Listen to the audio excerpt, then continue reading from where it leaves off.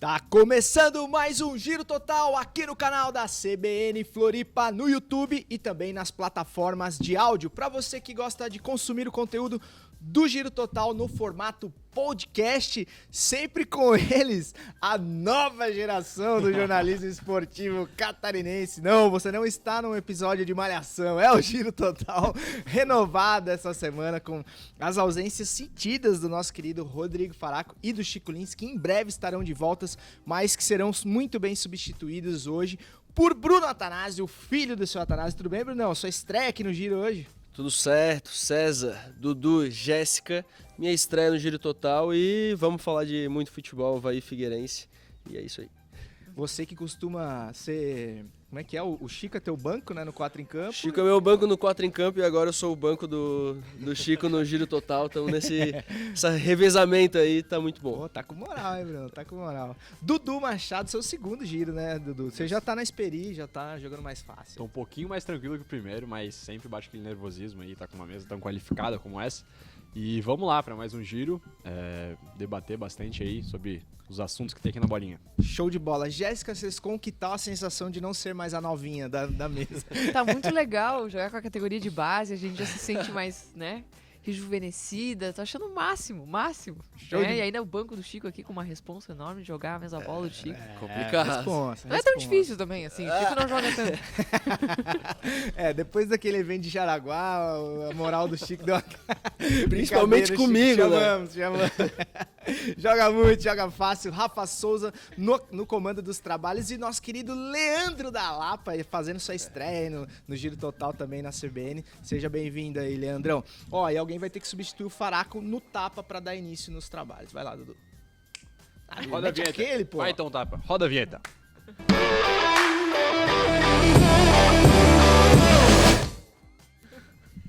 Com o tapa da juventude de Dudu Machado, vamos dar início aos trabalhos, passando pra Esperi da Jéssica Sescon, que sempre começa aqui.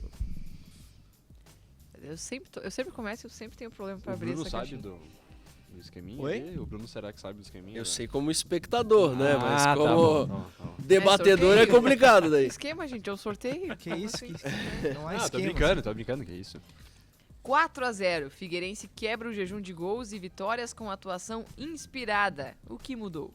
Show de bola. Ó, antes da gente começar a falar o que mudou no time do Figueirense, que desencantou finalmente, deixa o seu joinha aí, cara. Deixa o seu joinha na nossa live. Diga o que você achou aqui dos nossos novos comentaristas e se inscreva no canal da CBN Floripa se você ainda não é inscrito. Jéssica Sescon, o Figueirense desencantou, deu uma grande alegria pro seu torcedor. O que aconteceu nesse sábado no Scarpelli, Jogou cara? bem, né? Tava precisando. Acho que o torcedor do Figueirense tá precisando também disso, né? Ter um time pra ele acreditar.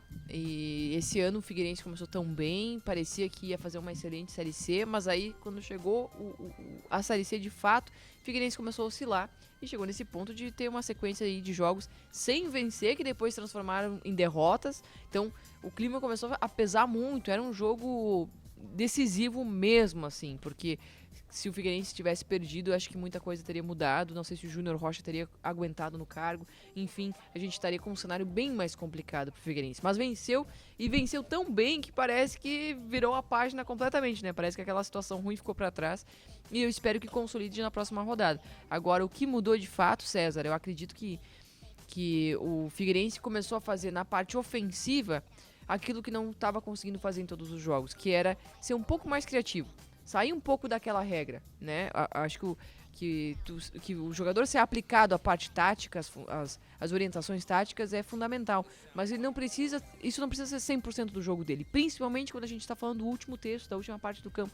Ele tem que ter a liberdade e a autonomia de agir por instinto também, de tomar suas decisões, de chutar de fora da área, de fazer algo que não tá no script, que não tá naquela jogada sempre trabalhada no jogo. E o jogo do Figueirense, comentei isso na CBN na transmissão, a bola percorria sempre o mesmo caminho em todos os jogos. Sim. Era a bola na ponta para cruzamento na área, esse era o caminho do gol do Figueirense. E por isso que era tão fácil de ser marcado, por isso que faltava criatividade, que não empolgava, que faltava inspiração, né? Tá escrito ali, um time que estava inspirado. Por quê?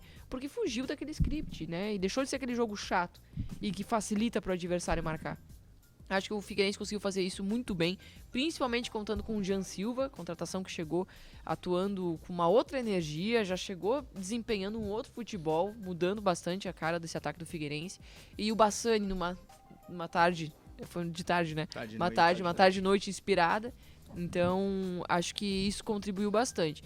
E o Andrew ficou um pouco apagado pela direita desta vez, e aí teve o Gustavo Henrique, que não conseguiu marcar, ele não conseguiu nem participar dos lances de gols.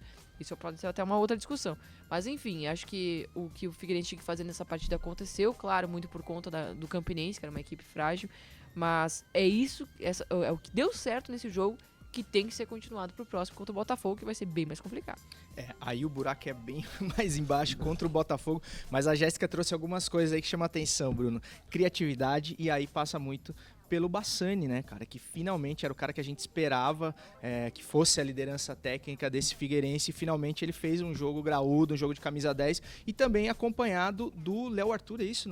Léo Arthur, no meio campo. foi o meio campo bem faceiro. Vocês acham que esse meio campo faceiro aí também facilitou para que o Bassani tivesse companhia criativa também? Com certeza, aí que a Jéssica estava comentando que está escrito ali da inspiração, o Figueirense veio inspirado mesmo sem a principal, que vinha sendo a referência técnica do Oberdan, né? Desde o Catarinense que a gente falava, o Oberdan é o cara, o Oberdan é o cara. O Oberdan não jogou, o Figueirense fez 4-0, sólido, não sofreu defensivamente, que o Oberdan também ajuda nessa segundo volante ali, né? Vai e volta, então o Figueirense fez um jogo total do Figueira mesmo. E sobre o Bassani, ele desencantou ali, né, fazendo o primeiro gol e a primeira assistência da temporada, né, desde que ele retornou ao Figueirense, né. Então ele apareceu no momento crucial que tinha que aparecer, né. Os outros jogadores ali, Maurício, Wesley Gaúcho, que também fizeram seus primeiros gols da temporada, o Muriel, o primeiro gol na Série C, desencantaram também, isso que precisava para o Figueirense. Toda a equipe buscar o prol do coletivo, dar o máximo, cada um dando o máximo, e não esperar para uma pessoa, o centroavante ou o ponta, desequilibrar, mas todo mundo tentar jogar em prol do time mesmo. E a volta do Zé Mário também, fazendo a dobradinha com o Jean Silva ali na lateral esquerda, foi sensacional.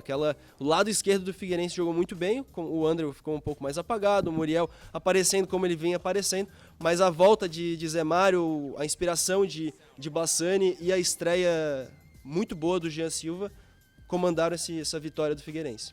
Tá aí, cara, baita vitória do Figueirense, e como o Bruno falou, cara, o saldo coletivo foi muito positivo, né, Dudu? Porque, assim, a gente não teve gols, por exemplo, nem do Gustavo Henrique, que também já não estávamos esperando grande coisa, mas nem do estreante Tito, que entrou no segundo tempo. Foram gols divididos, aí teve gol de lateral, teve gol de meia, enfim, isso mostra também que o conjunto foi muito bem, né? Isso aí, foi bem distribuído os gols da equipe, mas eu bato novamente nesse ponto, do Bassani. O Bassani tem participação em 3 dos gols, né? É um gol, o primeiro gol numa jogadaça, que ele mostra ali o nível técnico que ele tem, apesar de depois de trombar com os zagueiros, ser um gol dominou de chaleira ali, né? Exatamente, mas ele mostra ali o bom futebol que tem, depois a assistência, e no quarto gol, ele que bate a falta, né? Ele que bate a falta pro gol de cabeça. Então, mas eu acho que o desafio do Figueirense agora é outro, cara. O desafio do Figueirense agora é manter esse alto nível, certo? A gente comentou naquele giro que eu participei, que foi há 2 atrás, se eu não me engano, que o Figueirense era aquele time que a equipe adversária ia pra pré-eleição e já sabia o que tinha que estudar. O Figueirense era um time muito igual, sabe? Então, eu enxerguei também, nessa partida contra a Campinense, um time mais livre, principalmente nesse último terço do campo, como a Jéssica bem mencionou, com mais movimentação, mais liberdade, nem todos os jogadores tendo que voltar para recompor tão rigidamente na parte tática, digamos assim. Então eu acho que o desafio agora é manter esse alto nível. Óbvio que a próxima partida é contra um adversário muito mais qualificado do que a Campinense. A Campinense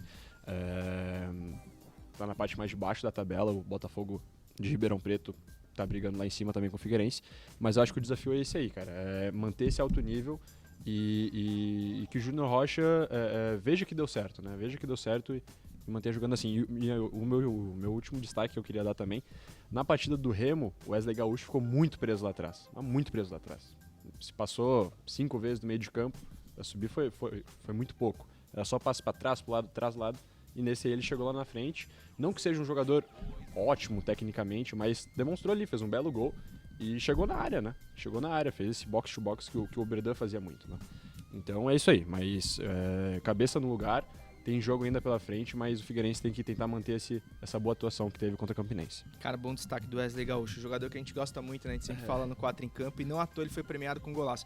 Jéssica, você acha que dá pra fazer, só pra gente finalizar o Figueirense, dá pra fazer essa formação, como você disse, faceira contra um time mais... O Botafogo tá 4 Graúdo, jogos como o seguidos Botafogo vencendo, vence. né? Não tá.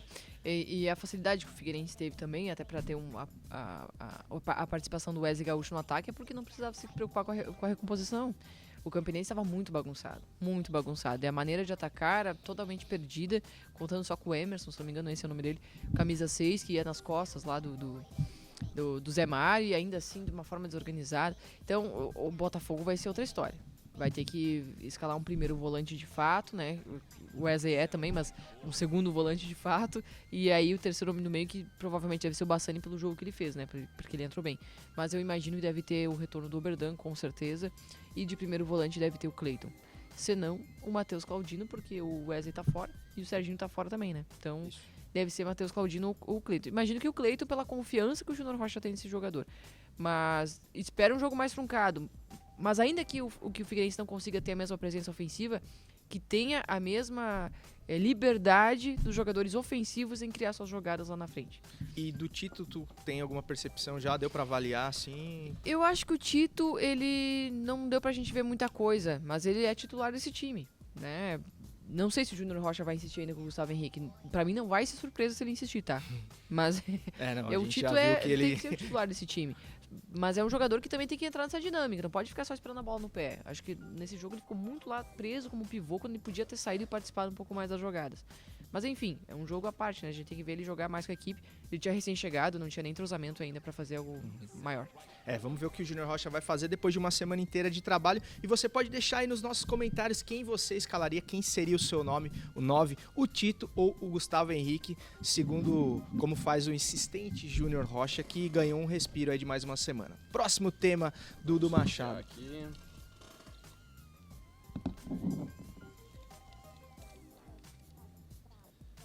(4-0). Avaí toma goleada em Bragança e está 4 jogos sem vencer. Acidente de percurso ou a situação é preocupante? Acidente de percurso ou a situação é preocupante, Dudu?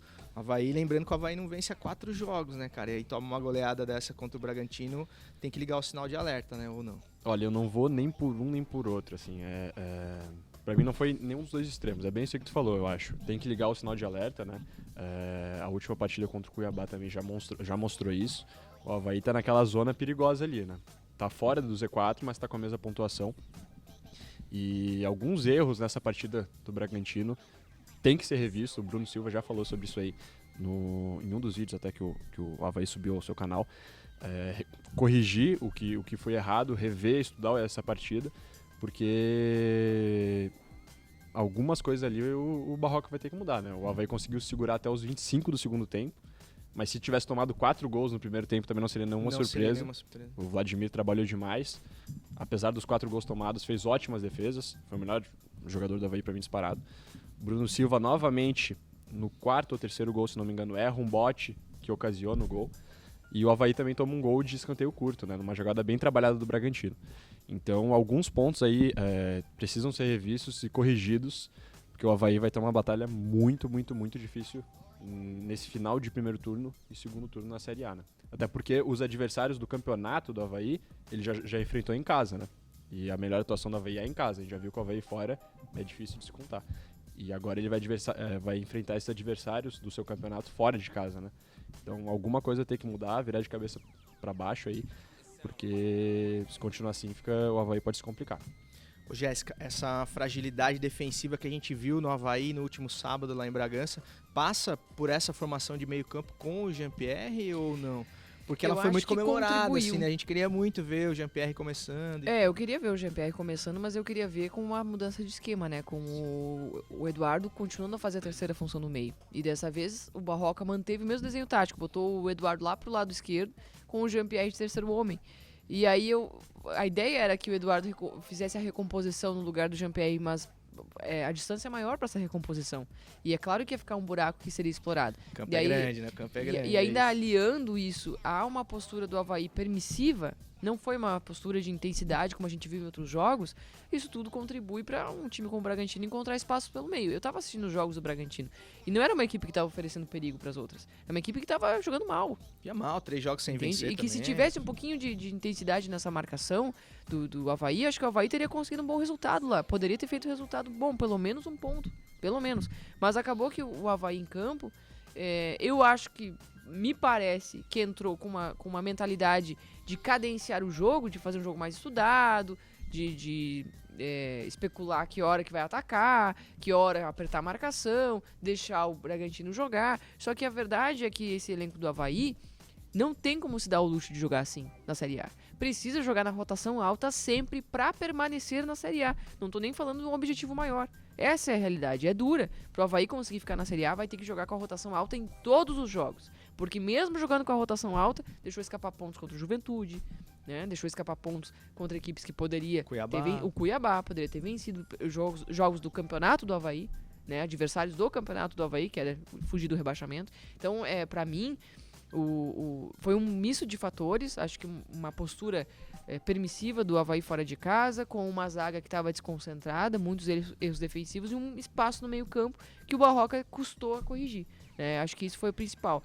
Para mim, o Jean-Pierre não pode ficar com nenhuma função de marcação, muito embora na base ele jogou como o segundo volante. Então ele é um jogador que ele precisa estar preocupado apenas em atacar, próximo dos atacantes para dar um passe vertical que encontra um atacante em movimentação. Ele é esse jogador, com essa visão de jogo. Se ele tiver preocupação em recomposição ou mudar essa dinâmica do Avaí de recomposição, acho que aí se torna um erro grave. Não dá para repetir um Eduardo aberto. E mesmo quando o Eduardo joga como terceiro homem do campo, a gente viu o Avaí ceder espaço, como no jogo contra o Fluminense, em que o Ganso encontrava muito espaço por ali e faltava a marcação. Pois é, solto. E era onde? Nas costas do Eduardo. Então é uma dinâmica que precisa ser corrigida. Eu fico um pouco preocupada com essa campanha do Avaí. A gente sabe que tem um bom futebol, uma boa ideia de jogo ali, agora o resultado tem que acompanhar. Se o resultado não acontece, é bem complicado. Jéssica, você falou do Eduardo e o Bruno. Talvez por isso a gente tenha visto aquele buraco no meio campo do Avaí, onde o Johan deitou e rolou ali enquanto esteve em campo, antes dele sofrer um acidente. Ô César, só acidente de caminhão foi um acidente de com percurso. Pótica. Antes esse espaço do Johan poderia também ser preenchido pelo Ranielli. O Ranielli, que é esse cara que fica entre as linhas, ele pode fazer essa leitura de ir lá e buscar. Mas enfim, tem que ter uma dinâmica. Se não é a proposta, então o Eduardo deveria estar mais recuado. E teve outras discrepâncias também, que era, por exemplo, o Jean-Pierre, que não vai pra marcar ninguém, né? Dá pra ver que ele não marca ninguém, dando bote no Arthur, cara, que é um atacante exatamente. super rápido e tal. E sai um gol daí, né? Sim, sai um gol em cima dele. Então, realmente, tinha muita coisa errada ali, né, o Bruno? A gente até tava comentando no 4, né? O Barroca fez o que todo mundo queria ver, né? Jean-Pierre começar jogando, mas não dessa forma. A gente tinha comentado na semana anterior ao jogo, eu tinha falado, eu gostaria de ver o Jean-Pierre titular, mas talvez com outra formação, como a Jéssica disse. Eu gosto muito de dois atacantes, talvez um 4-4-2 com o Losango ali, o Jean-Pierre mais perto deles e só buscando passe, e com algum dos atacantes voltando um pouco mais, como o Morato, que costuma voltar bem, né, para ajudar.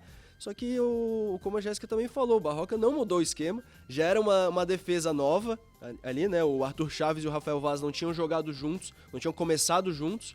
Aí machuca o Arthur, entra o Rodrigo, fica mais uma defesa nova. Próxima partida provavelmente vai ser mais uma dupla de zaga nova, né? Porque tem Arthur por fora um tempo indefinido. E o Avaí é a defesa mais vazada do campeonato agora, né? Acredito que sim. Não lembro agora o número exato, mas eu acho que estava quase lá. E então deu tudo errado lá em Bragança Paulista, para falar a verdade. Avaí não jogou. O Dudu falou que o Barroca conseguiu segurar até os 25 do segundo tempo, mas eu acredito que não foi o Barroca, foi o Vladimir que conseguiu segurar. É verdade. Porque só ele estava jogando naquele momento, naquele intervalo dos 45 e os 25 ali.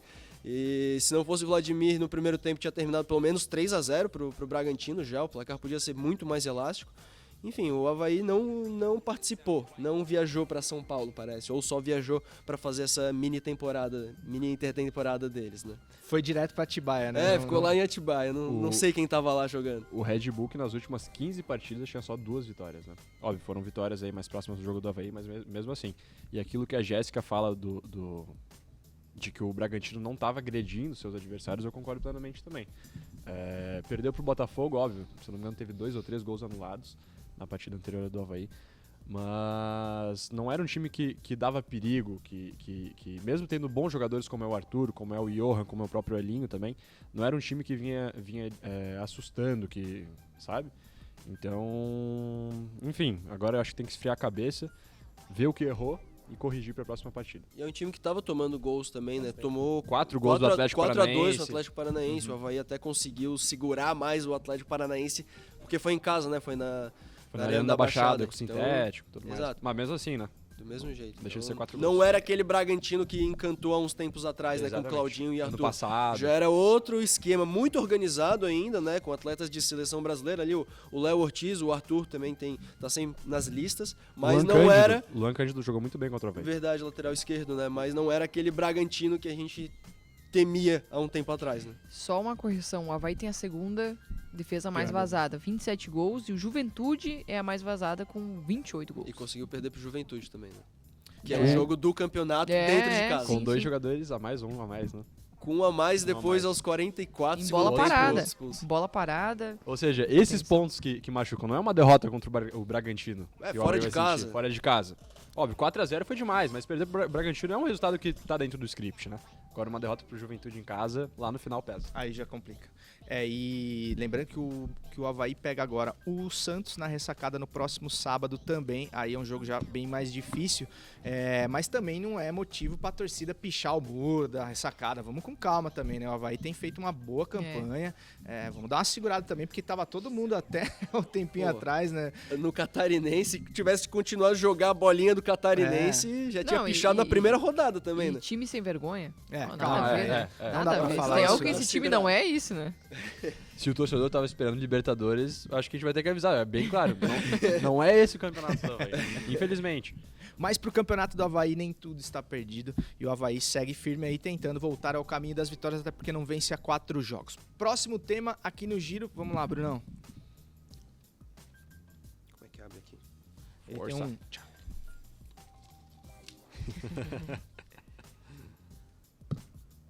Só sobrou um tema também, né? Não tem- Adeus Fred, atacante do Flu se despede dos gramados. Qual é o lugar dele na história do futebol brasileiro? Bruno, você que acompanha a carreira inteira do Fred, desde os tempos de América Mineira. Não, tô brincando. Mas assim, cara, o Fred pode ser considerado um dos grandes atacantes do futebol brasileiro aí? Com toda certeza. O Fred é o maior artilheiro do Brasileirão no século XXI, quer dizer, dos pontos corridos, e o segundo maior artilheiro da história do Brasileirão. Isso, além de todos os títulos, todos os 199 gols pelo Fluminense, muitos gols na carreira europeia, né? Jogou no Lyon. Olympique de Lyon, então ele tá no top 10, eu acho que com toda certeza, dos centroavantes que passaram pelo Campeonato Brasileiro. Mas agora, te dizer que um Campeonato Brasileiro que já teve Romário, Túlio, Ronaldo, Adriano, muitos outros craques, é um pouco complicado ele entrar no top 5, assim, mas no top 10, por tudo que ele no cinco, fez, eu acho. por tudo que ele fez, porque ele é o top 1 ali do Brasileirão, mas por causa que ele ficou muito mais tempo também, né? Mas acredito que no top 10 com toda certeza.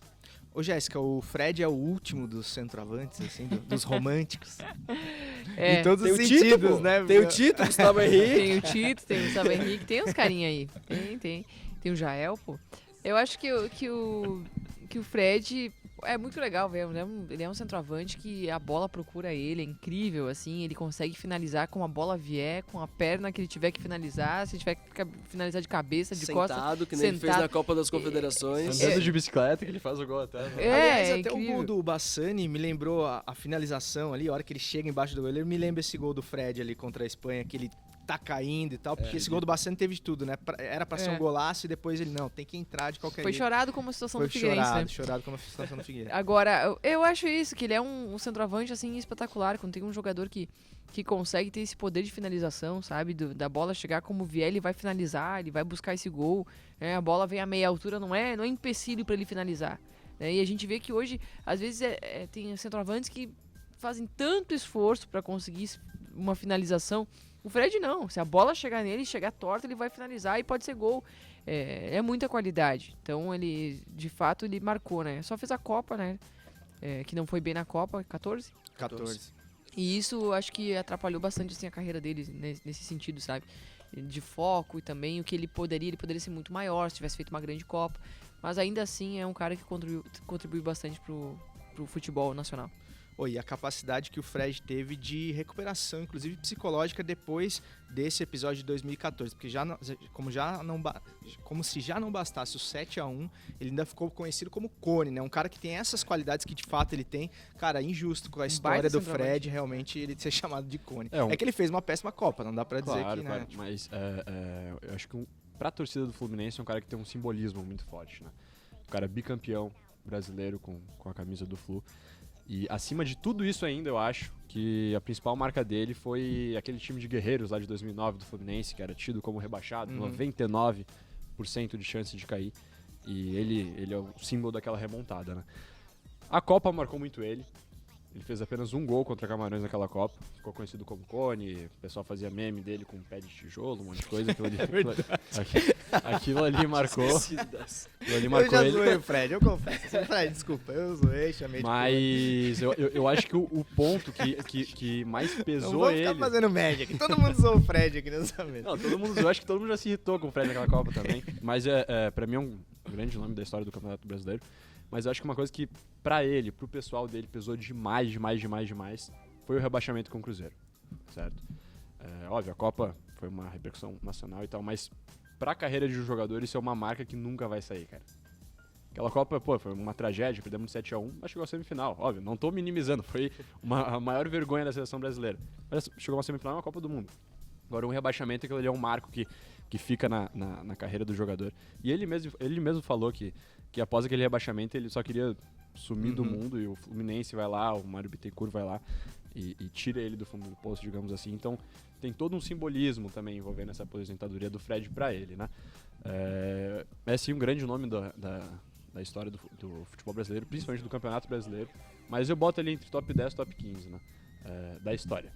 Eu iria nesse top 10 a 15. Se a gente for parar pra ver, que tem muitos centroavantes, né, cara? Se for pegar, assim, da história mais antiga. Pelos números assim, e recordes que ele conseguiu dentro não, do não, país. assim, dos né? números, acho que ele tá credenciado, assim, eu entendi exatamente o que tu falou, assim. Pode ser o 10º ali. vamos dizer. Enfim. Tá ali. Mas Além dos artilharias ali que eu falei, esqueci de comentar, ele é o maior artilheiro da Copa do Brasil também. Então, não só de Campeonato Brasileiro. Ele não fez pouca coisa. E ele fez um negócio que poucos centroavantes fizeram, que ele jogou uma Copa 2006, fez gol, inclusive, e aí ele pulou uma, né? Não jogou 2010 e jogou 2014 de novo. Então ele é um jogador também de uma carreira muito longínqua. E César, só complementando aí, em 2006, acho que foi o auge da carreira do Fred tecnicamente falando, né? Ele tava lá no Lyon, comendo bola, jogando muita bola, só que não tinha o que fazer porque... Era Adriano, Ronaldo. Por causa de Adriano e Ronaldo Fenômeno. Né? Mesmo estando um pouco acima de peso, não tinha o que fazer, não tinha como chegar pro espaço ali. Mas o Fred, naquele ano, naquela temporada, tá jogando muita bola. E na única oportunidade que ele teve, foi o joguinho o terceiro jogo da primeira fase ali, que eles colocam um time mais misto, ele faz e fez um golzinho dele ainda. Tem gol em Copa do Mundo, o Fred. Como que estamos aí de tempo, professor? Trintinha já? Quer fazer o saideira? Saideira. Rapidinho de cada um, uma palhinha, pode ser? Beleza. Talvez, né? Só pra fechar, papelzinho em homenagem aqui. Parabéns, Vini Júnior, cria da base do Flamengo. Essa aqui eu botei pra fazer uma média com o Faraco. Completa 22 anos na melhor fase da carreira. Até onde ele pode chegar, Jéssica Sescon? O Vini Júnior, se ele mantiver a cabeça que ele tem agora, né? Que é de um jogador que ainda é muito novo, mas parece que ele tem uma maturidade pra entender o potencial dele e onde ele quer chegar. Eu acho que ele vai muito mais longe do que foi o Neymar. Se ele mantiver essa mentalidade de muito trabalho, muito empenho, muita dedicação em prol de um objetivo. Às vezes é complicado falar porque muito jovem o Neymar já conquistou tudo que ele poderia conquistar. E aí até pro próprio jogador, com tanta fama, com tantos títulos, quebrou tantos recordes, muito jovem, é muito difícil manter ainda uma motivação para se empenhar diariamente naquilo. Né? O que pra muita gente parece um sonho, pro cara não é. Às vezes o cara com 22, 23 anos já foi campeão da Libertadores. O Neymar foi campeão da Libertadores com 21. Libertadores, 21. da Copa do Brasil E ganhou da a Champions Champions, logo Champions depois ele que ganhou, chega, ele ganha o tinha... Mundial. O Champions ele ganhou com 24, acho, 25? Por aí. Por aí ele o ganhou. Mundial ele não ganhou, né? Que o Santos foi... Não, mas ele ganhou pelo Não, Barça. ele foi Ah, campeão pelo mundial pelo Barça. Barça. Ah, tá. É do River, 3x0. É que teve aquele 4x0 do Santos. 15 após o... E aí, ou seja, é muito difícil para um jogador assim continuar motivado em se dedicar a continuar quebrando recordes, né? Nem todo mundo é um Cristiano Ronaldo que é obstinado pelo primeiro lugar. Então, eu espero que o Vinícius Júnior tenha essa mentalidade de ser competitivo, de se manter competitivo e entender que mesmo ele tendo muito talento, para ele alcançar todas essas conquistas, ele tem que ter muita dedicação e comprometimento de forma incansável. Vamos ver se ele vai conseguir manter isso. Ele tem bastante potencial, acho que ele não tem o mesmo talento do Neymar, mas se ele se mantiver com essa cabeça, pode ter as mesmas conquistas. E pra ti, cara, você acha que o Vinícius Júnior pode brigar, por exemplo, pra ser um melhor do mundo, assim, em algum momento? Eu acho ele um ótimo jogador de futebol, mas a Jéssica tocou aqui no final, eu tava pronto já pra falar, eu iria falar isso. Pra mim o Neymar é mais bola que ele. Tanto no seu início de carreira, sem dúvida. né? O talento que o Neymar tinha era algo surreal. Foi as escolhas da carreira que... Cara, que, mas é louco, que a gente desculpa te acabou- interromper. Você falou, é uma força de linguagem, assim, o talento que o Neymar tinha, né? Você vê como que a gente já tá falando do Neymar e todos nós fazemos passado, isso, né? meio que como se já fosse uma coisa que já tivesse ido. A né, era cara? Neymar, Porque- como se fosse, né? Porque de fato o auge dele parece já ter passado mesmo. É assim. que tudo isso aí pra mim passa por escolha de carreira, passa por gestão de carreira, né? Foi aquilo que a gente já discutiu sim. No último giro que eu participei. Escolher pro PSG. Isso, se ele Isso, fica no isso. Barcelona, Querer jogar nos Estados Unidos. se ele fica no assim. Barcelona, de repente eu tivesse falado assim, ó, o talento que o Neymar tem hoje.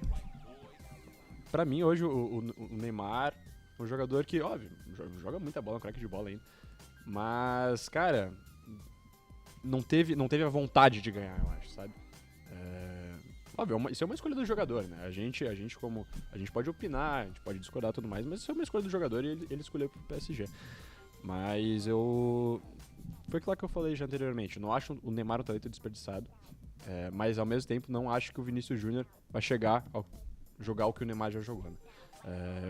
Óbvio, tem potencial pra crescer, porque ele tem só 22 anos, é muito novo, jogar uma Champions League.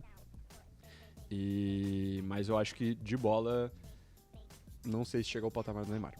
E pra ti, Brunão? Só um parênteses, o Neymar chegou uma hora antes hoje no treino, né? Vocês viram? Teve isso. Chegou uma hora antes. Chegou uma hora e deu uma rixa com o ele Mbappé, ele né? não quis treinar com o Com o Mbappé. Mbappé. Né? Ah, é? Ele Já ficou, tá. eu vi ele a ficou parte do esperando o Mbappé. Messi chegar pra ele treinar com o Messi. E aí o preparador físico correu pra treinar com o Mbappé. Apagou Ah, o fogo, é? né? Ele apagou o fogo. Era um exercício de... Era um exercício que os dois seguravam assim e depois tuas corriam. férias já tava... Daí chegou ele, o Mbappé e o Neymar. Daí o Mbappé faz assim pro Neymar e o Neymar fica assim. Daí Caraca, o preparador vai bem sério? rápido lá e depois vem o Messi e o Neymar faz com o Messi. Essas atitudes que eu acho Exatamente. que o Vinícius Júnior não vai ter, Não por vai ter. exemplo. Não, e Bruno, assim, até porque ele tá no Real Madrid, cara. A gente tá falando de Real Madrid, a gente tá falando de primeiro Mas primeiro o Mbappé escalão. também, o Mbappé foi... escalão da Europa. O Mbappé quis o Neymar fora do PSG. Também. Isso, Tem isso aí é tem uma isso. discussão pra Trairou, outro programa, pra isso aí. Mas ele chegou mais Isso aí cedo no vai. treino. Mas tava lá antes Tá no do... foco, tá comprometido. Tava treinando falta É que ele tinha lá. marcado de lavar o carro, ele falou, ele levou antes. Tá. Brunão, pra ti, você vê a figura do Neymar é tão forte, midiaticamente, que o tema é Vinícius Júnior, a gente tá falando mais Mais do Neymar que o Vinícius Júnior. Mas assim, tu acha que o Vinícius Júnior tem bola pra chegar, não ao patamar do Neymar, porque a gente entendeu aqui que ele não tem o mesmo talento, mas com esforço, enfim, tudo mais. Acho que em futebol, em equivalência de futebol, ele não chega ao mesmo que o Neymar jogou na carreira, vamos supor assim, quando terminar a carreira dos dois. Mas talvez em títulos, eu acredito muito mais no Vinícius Júnior, sim. justamente pelo pensamento, posicionamento Comprometimento dele, também. comprometimento dele. Ele foi muito contestado quando ele chegou no Real Madrid. Não sabia chutar, todo mundo falava que ele tinha que treinar finalização sozinho, ele foi lá e treinou. O Ancelotti botou ele pra treinar, o Zidane, já no fim do Zidane, colocou ele pra treinar sozinho finalização. O Ancelotti cultivou isso e ainda potencializou muito mais ele, botando ele como sendo a principal válvula de escape do Real Madrid nessa temporada. E o resultado tá aí. Em 44 jogos na temporada, ele fez 17 gols e 17 assistências. É muita coisa, incluindo na final da Champions League. É muita E na coisa. semifinal também, na Contra City, né? É muita Botou coisa no pra bolso. quem um moleque que não sabia chutar há, sei lá, 2 anos atrás. É uma evolução muito grande, É. por isso que não dá pra gente dizer até onde ele vai chegar agora, Exato. porque realmente a Por isso curva que de evolução é muito E grande. provavelmente ele vai ter uma gestão de carreira muito melhor que a do Neymar, já tá assinando contrato pra ficar mais 5 anos no Real Madrid. Provavelmente no final vai assinar muito mais tempo, cláusula de contrato contrato de 1 bilhão de euros, sei lá quanto. O Rodrigo também renovou, né? Até 2028, 1 bilhão de euros. Exato. Essa dupla vai... A dupla que na conquista tinha 21 os dois, né? O Rodrigo já tinha feito o aniversário ali e o Rodrigo e o Vini ainda estavam no 21. Então eles já conquistaram muita coisa com 21 anos, 20, 21.